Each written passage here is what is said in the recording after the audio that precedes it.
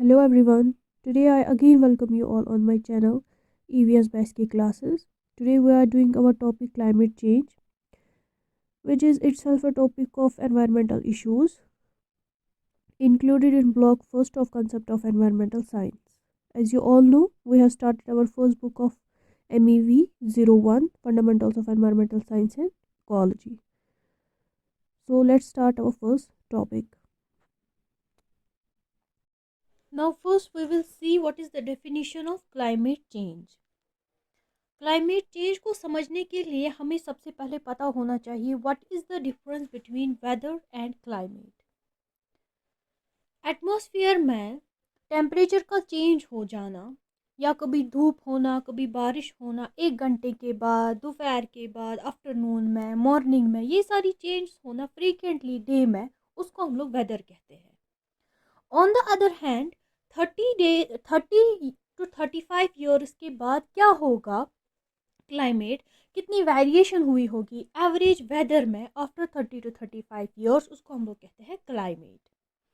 जब इस वेरिएशन में, इस क्लाइमेट में जब चेंज आती है आफ्टर 30 ईयर्स एंड अबोव, तो हम लोग कहते हैं क्लाइमेट चेंज हुआ है। ये डिपेंड करता है कि कितना वेरी करेगा। क्लाइमेट चेंज की वजह से क्या क्या हो जाता है वो देखेंगे हम लोग। जो बहुत बड़ा इम्पैक्ट क्लाइमेट चेंज की वजह से है वो है ग्लोबल वार्मिंग और बाकी फिनोमिना, जैसे कि सी लेवल का राइज होना because of the melting of the glaciers, floods का आ जाना, स्पीशीज का एक्सटिंक्ट हो जाना, ठीक है, वाइल्ड लाइफ पॉपुलेशन चेंज हो जाना, हैबिटेट डिस्ट्रक्शन हो जाना और बाकी इम्पैक्ट क्लाइमेट चेंज की वजह से हो जाता है। लास्ट लेक्चर में भी मैंने आपको बोला था कि कैसे ग्लोबल वार्मिंग इम्पैक्ट करती है हमारी अर्थ को। मैंने कहा था आपको कि फॉर एग्जांपल ये एटमॉस्फेयर है, इसमें गैसेस की कंसंट्रेशन होती है, जैसे कार्बन डाइऑक्साइड, मीथेन गैस है। जो अर्थ से हीट रिलीज हो जाती है, कुछ हीट जाती है स्पेस में और कुछ हीट इन गैसेस की वजह से एक्यूमुलेट हो जाती है एटमॉस्फेयर में ही, जिसकी वजह से जो अर्थ है वो गर्म रहता है और स्पीशीज सरवाइव कर पाती है।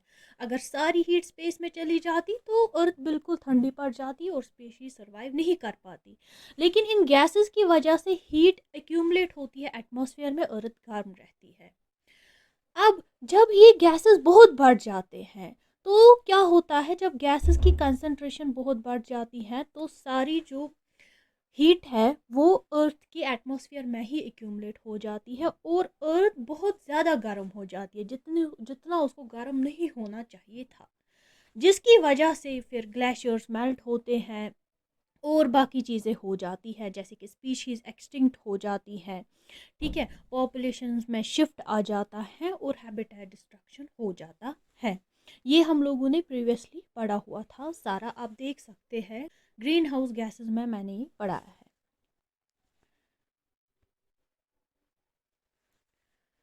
अब जो ये वेदर में शिफ्ट होता है उसकी वजह से किस किस चीज़ में प्रॉब्लम आ सकती है, फूड प्रोडक्शन में प्रॉब्लम आ सकती है।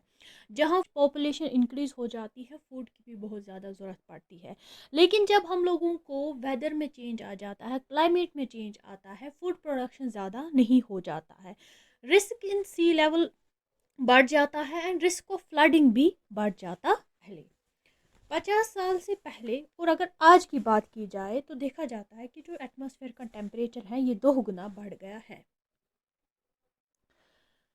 तो यही ग्रीन हाउस गैसेस है जिनकी वजह से ग्लोबल वार्मिंग होती है। ये कुछ पॉइंट्स हैं related to climate change. Further कुछ पॉइंट जो को आपको याद रखना है वो ये है कि जो भी मैंने ग्रीन हाउस गैसेस डिस्कस किए वो गैसेस फ्रेंडली भी हैं क्योंकि वो अर्थ को वार्म रखते हैं। और अगर उन्हीं गैसेस, ग्रीन हाउस गैसेस की, जैसे कार्बन डाइऑक्साइड है, मीथेन है, अगर इन्हीं गैसेस की कंसंट्रेशन बढ़ जाती है तो ये हमारे लिए हज़ार्डियस है और ग्लोबल वार्मिंग हो जाती है। ये डेफिनेशन है यूनाइटेड नेशन 2020 की। नाउ हमें ये याद रखना है कि क्या कोई एफर्ट्स है कि जिसकी वजह से ग्लोबल चेंज जो है या क्लाइमेट चेंज जो है वो कम हो जाए। हाँ, एफर्ट्स लगाए जाते हैं। रिसेंट एक एफर्ट लगाया गया 2015 में जिसको कहा जाता है पेरिस एग्रीमेंट। पेरिस एग्रीमेंट एक ऐसा इंटरनेशनल ट्रीटी है, मतलब ये ऐसी एग्रीमेंट है जो क्लाइमेट चेंज पे है।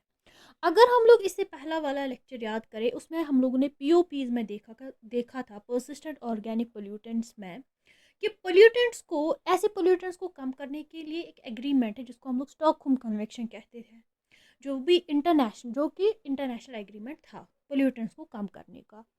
इसी तरीके से क्लाइमेट चेंज को कम करने के लिए पेरिस एग्रीमेंट है, ये अडॉप्ट हुई है इन 2015 12 दिसंबर। इसको 196 पार्टीज ने इसमें एग्रीमेंट किया हुआ है, ठीक है। और ये कब इफेक्ट में आई है? 2016 4 नवंबर। पेरिस क्लाइमेट कॉन्फ्रेंस या पेरिस एग्रीमेंट को ऑफिशियली कहा जाता है 21st conference of the parties, इसीलिए इसको कहा जाता है COP21, जिसका मतलब है 21st conference of the parties. कितनी parties? 196 parties. United nation framework convention में UNFCCC किस पर? क्लाइमेट चेंज पर। इसका एम ये है कि ग्लोबल वार्मिंग को हम लोग कम करें, ठीक है। ये जो अर्थ में ज़्यादा गैसेस रिलीज़ हो जाते हैं, कार्बन डाइऑक्साइड, मीथेन, को कम करे, चाहे वो फॉरेस्ट फायर्स की वजह से रिलीज़ होता है, ज़्यादा इंडस्ट्रियलाइजेशन की वजह से रिलीज़ होती है, या बाकी एक्टिविटी डिफॉरेस्टेशन की वजह से रिलीज़ हो जाता है, उसको हम लोग कम करें। वो ये लोग कम करें बिलो 2 या 1.5 डिग्री सेल्सियस। अब हम देखेंगे कुछ ऑर्गेनाइजेशंस और एग्रीमेंट्स, जैसे कि अभी हम लोगों ने देखी एग्रीमेंट, पेरिस एग्रीमेंट। अब हम बाकी एग्रीमेंट्स देखेंगे related to the climate change. एक है intergovernmental panel on climate change, IPCC। United Nation IPCC को बनाया है वर्ल्ड मेट्रोलॉजिकल ऑर्गेनाइजेशन ने, WMO ने, और यूनाइटेड नेशन एनवायरमेंटल प्रोग्राम ने, ताकि ये हमें एक ऐसी इंफॉर्मेशन दे जिसकी वजह से जो क्लाइमेट चेंज है वो कम हो जाए। फिर कहा जाता है according to AR5 of IPCC, जो ह्यूमन एक्टिविटीज़ है वही रेस्पॉन्सिबल है क्लाइमेट चेंज के लिए, जैसे कि डिफॉरेस्टेशन लोग ही करते हैं, इंडस्ट्रियलाइजेशन में एक्सेस गैसेस का रिलीज होना लोगों की ही वजह से रिलीज होता है, जिसकी वजह से एटमॉस्फेयर में गैसेस की कंसंट्रेशन बढ़ जाती है। तो ह्यूमन एक्टिविटीज़ रिस्पॉन्सिबल है फॉर क्लाइमेट चेंज, ठीक है। दूसरा क्या कहा जाता है कि जो एवरेज ग्लोबल टेम्परेचर है वो 0.8 डिग्री सेल्सियस से बढ़ गया है। ये है डाटा 1880 टू 2012 तक का। और ग्लोबल सी लेवल जो है वो भी बढ़ गई है 19 सेंटीमीटर तक। ये डाटा है 1901 टू 2010 तक, ठीक है। और कहा जाता है, ये प्रेडिक्शन है कि इसकी लेवल राइज होगी टू 40 टू 63 सेंटीमीटर बाय 2100 और 24 टू 30 सेंटीमीटर बाय 2065।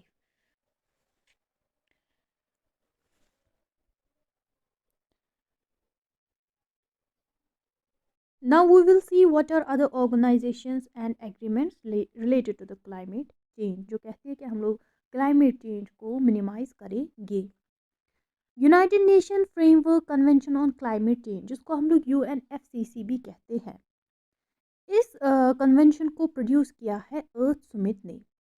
अब ये अर्थ समिट क्या होता है? अर्थ समिट होता है, ये एक मीटिंग होती है जो कि ब्राज़ील में हर 10 साल के बाद होती है और स्टार्ट हुई है जून 1992 में। ये मीटिंग इसलिए रखी जाती है ताकि हम लोग अर्थ को प्रोटेक्ट कर सके या एनवायरनमेंट को प्रोटेक्ट कर सके और सस्टेनेबल तरीके से हर कोई चीज़ हम लोग यूज़ करें, सो दैट प्रेजेंट जनरेशन भी उन चीज़ों पर कंप्रोमाइज़ ना करे और फ्यूचर जनरेशन को भी किल्लत ना हो बाकी जो नेचुरल रिसोर्सेज हैं, जैसे फॉरेस्ट्स हैं, वाटर हैं, या बाकी चीज़ें हैं। तो इसीलिए ये अर्थ समिट रखी जाती है ताकि एनवायरनमेंट को प्रोटेक्ट किया जाए। अब इसी अर्थ समिट ने प्रोड्यूस किया है UNFCC, और कितनी कंट्रीज़ ने इसको अप्रूव किया है? 197 कंट्रीज़ ने इसको अप्रूव किया हुआ है अभी तक। उसके बाद है हमारा दूसरा, जिसको हम लोग कहते हैं क्योटो प्रोटोकॉल। क्योटो प्रोटोकॉल और पेरिस एग्रीमेंट, ये दो ऐसे एग्रीमेंट्स हैं जो हम लोग मेनली क्लाइमेट चेंज के लिए ही यूज़ करते हैं, या क्लाइमेट चेंज को कम करने के लिए दो एग्रीमेंट्स मेन जो मानी जाती है, क्योटो प्रोटोकॉल और पेरिस एग्रीमेंट। पेरिस एग्रीमेंट को मैंने आपको पहले ही समझा हुआ है, अब मैं आपको क्योटो प्रोटोकॉल के बारे में बोलती हूँ।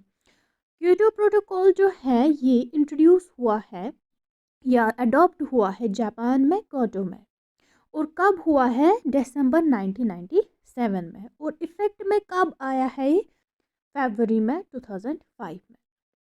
अब ये प्रोटोकॉल हमें क्या बोलता है, ये किस चीज़ को कम करना चाहता है? ये प्रोटोकॉल 6 ग्रीन हाउस गैसेस को कम करना चाहता है। अगर ग्रीन हाउस गैसेस कम हो जाते हैं तो सिंपल सी बात है, जो हमारा एटमॉस्फेयर है वहाँ पे जो गैसेस की कंसंट्रेशन बैलेंस रहेगी, जिसकी वजह से हमारा क्लाइमेट बैलेंस रहेगा।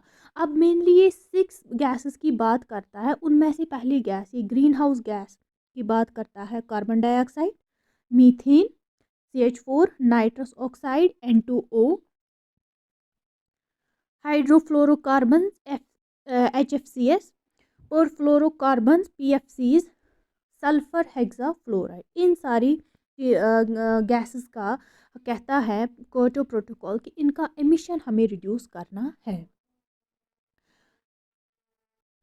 अब ये प्रोटोकॉल कुछ एनकरेज करता है फाइनेंशियल मैकेनिज्म, जिसकी वजह से जो एमिशंस है वो कम हो जाए, जैसे कि कार्बन क्रेडिट सिस्टम है। अब ये कार्बन क्रेडिट सिस्टम क्या होता है, बहुत सारी इंडस्ट्रीज एमिट करती है डिफरेंट ग्रीन हाउस गैसेस, जैसे कि कार्बन डाइऑक्साइड ही एमिट करते हैं। अंडर कार्बन क्रेडिट सिस्टम, ये इसमें क्या होता है कि अलाउंस दी जाती है इंडस्ट्रीज को कि आप कितना कार्बन डाइऑक्साइड एमिट कर सकते हो, जैसे कि 1 क्रेडिट बराबर है 1 टन ऑफ कार्बन डाइऑक्साइड, इतना आप एमिट कर सकते हो। इसी तरीके से जो कार्बन एमिशन होगा एटमॉस्फेयर में वो कम होगा और क्लाइमेट चेंज से हम लोग बच जाएंगे। और क्योटो प्रोटोकॉल क्या करता है, बाकी कंट्री से फंड्स लेता है, ताकि जो डेवलप्ड कंट्रीज होती है वहाँ से फंड्स लेता है, ताकि नई टेक्नोलॉजीज लागू कर दी जाए कंट्रीज में, सो दैट जो क्लाइमेट चेंज है वो कम हो सके। अब ये क्योटो प्रोटोकॉल हमने नहीं देखा था। अब लास्ट है क्लाइमेट एक्शन सूट 2019, ये भी क्रिएट हुआ है 23 सितंबर 2019 में। इसको यूनाइटेड नेशन में किया गया है अडॉप्ट, और इसमें भी डिफरेंट लीडिंग कंट्रीज ने हिस्सा लिया है, ताकि क्लाइमेट चेंज जो है वो मिटिगेट हो जाए, वो ख़त्म हो जाए। इसी के साथ ये क्लाइमेट चेंज वाला टॉपिक आपका कंप्लीट हो जाता है। मैं वन बाय वन करके आपको ये सारा यूनिट कंप्लीट कर रही हूँ। एनवायरमेंटल इश्यूज़, अगर कोई सारा ये एनवायरमेंटल इश्यूज़ वन शॉट में देखना चाहता है, आप प्लेलिस्ट में जाके इस वीडियो को देख सकते हो, जहाँ पे ये वन शॉट में सारे वीडियोस आपको एक ही जगह पे मिलेंगे। Thank you so much. If you like my video, please hit the like button and subscribe my channel for further videos. Till then, take care and thank you.